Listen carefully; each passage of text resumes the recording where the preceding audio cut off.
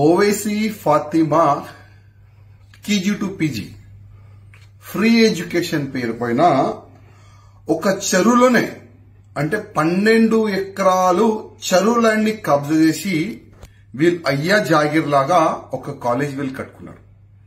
అంటే అప్పుడు బీఆర్ఎస్ ఈ ఎంఐఎం కి గులాం పార్టీ ఉండే కదా, వాళ్ళు సపోర్ట్ తీసుకొని ఈ మొత్తం చెరువుని దాదాపు 30 ఎకరాలు ఆ చెరువు ఉంటే దాంట్లో 12 ఎకరాలు ఈ ఎంఐఎంఓలు ఈ గుండెలు ల్యాండ్ కబ్జా చేసి దానిపైన ఒక కాలేజ్ కట్టినారు. దానిపైన కంప్లైంట్ ఎవరు ఇచ్చినారు? ముస్లిమోలే.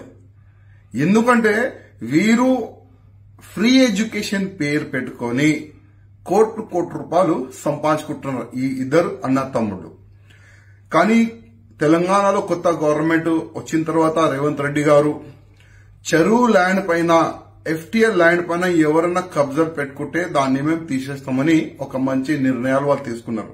దానికి నా హృదయపూర్వకంగా ముఖ్యమంత్రి గారికి ధన్యవాదాలు. కానీ అక్బరుద్దీన్ ఓవైసీ ఒక వార్నింగ్ ఇస్తుండు ముఖ్యమంత్రి గారికి. ఏమని? ఒకవేళ ఆ కాలేజ్ ని డిమాలిష్ చేస్తే 40,000 మంది మా దగ్గర యువకులు ఉన్నారు అని ఒక వార్నింగ్ ఇస్తున్నారు.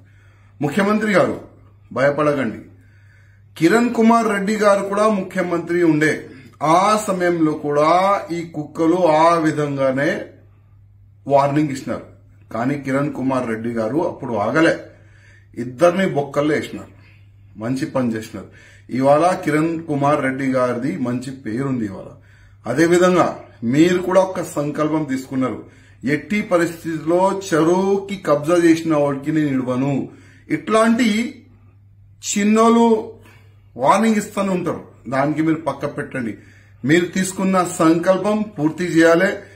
ఎంఐఎంఓలు చెరువులైన కబ్జా చేసుకున్నారు, ఎట్టి పరిస్థితుల్లో దానికి డిమాలిష్ చేయాలని భారతీయ జనతా పార్టీ తరఫు నుంచి మేము కోరుతున్నాము. అదేవిధంగా ఈ చెరువు కాకుండా గవర్నమెంట్ ల్యాండ్ కూడా చాలా వరకు కబ్జాలైనాయి. నా నియోజకవర్గంలో కూడా చాలా వరకు పెద్ద పెద్ద గవర్నమెంట్ ల్యాండ్ కబ్జాలైనాయి. కానీ దురదృష్టం దానికి కలెక్టర్ కూడా సపోర్ట్ గా మాకు కనబడుతున్నాడు. హైదరాబాద్ కలెక్టర్ దానికి సపోర్ట్ గా కనబడుతుండు. ఎక్కడెక్కడ గవర్నమెంట్ ల్యాండ్ ఉండే, ఎక్కడెక్కడ కబ్జాలైంది దానిపైన కూడా మీరు ఎంక్వైరీ చేయాలని నేను ముఖ్యమంత్రి గారికి ప్రత్యేకంగా రిక్వెస్ట్ చేస్తున్నా. అదేవిధంగా మీరు మంచి పని చేస్తున్నారు.